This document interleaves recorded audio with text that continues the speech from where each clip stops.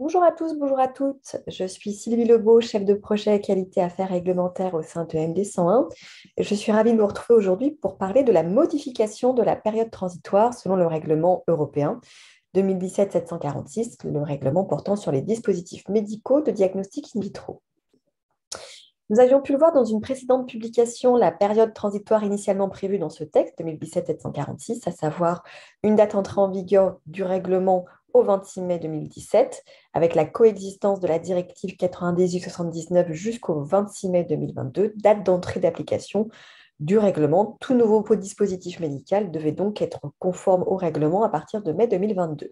Pourquoi cette période de transition, cette période transitoire de 5 ans? Tout simplement pour préparer les fabricants et également pour avoir une désignation des organismes notifiés qui, au moment où je vous parle, sont toujours au nombre de 6. Donc, durant cette période transitoire, on coexiste à la fois des dispositifs de diagnostic in vitro marqués sous directive et sous règlement, avec une fin de validité des certificats pour ces dispositifs de diagnostic in vitro au 26 mai 2024 au plus tard, et la fin de commercialisation possible au plus tard selon la directive pour les dispositifs médicaux certifiés selon la directive au 26 mai 2025. Et le 25 janvier 2022 est apparu un nouveau texte de la Commission européenne afin d'adapter cette transition selon la classe des dispositifs médicaux de diagnostic in vitro au règlement. À savoir, donc, cela ne change pas pour la date d'entrée en vigueur 26 mai 2017, 26 mai 2022. Par contre, pour les dispositifs au format, pour les dispositifs au format directive qui détiennent des certificats validés CE, on a jusqu'au 26 mai 2024 pour la commercialisation de ces dispositifs.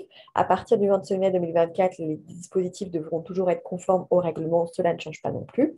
L'autre élément qui ne change pas, ce sont les dispositifs qui sont de classe A non stérile, qui doivent être conformes au règlement à partir de la date d'entrée d'application au 26 mai 2022.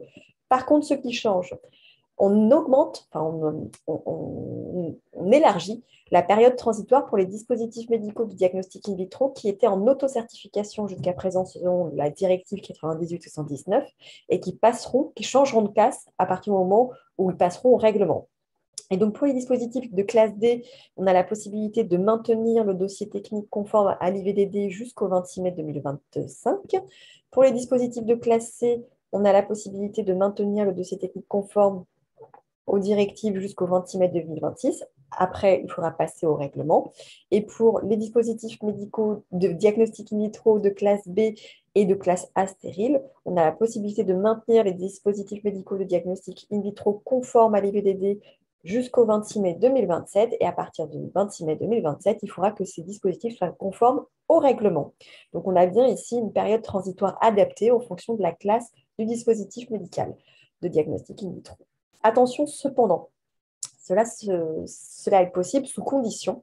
Il faut que le dispositif médical de diagnostic in vitro en autocertification à la directive 98/79 soit donc conforme à celle-ci avant le 25 mai 2022, donc avant la date d'entrée en vigueur du règlement.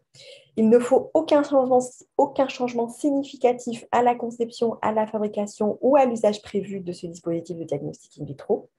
Il faut s'assurer de respecter, d'être conforme aux articles du règlement portant sur la surveillance après commercialisation, à savoir les articles 78 à 80 de l'annexe 3 et la vigilance articles 82 à 87.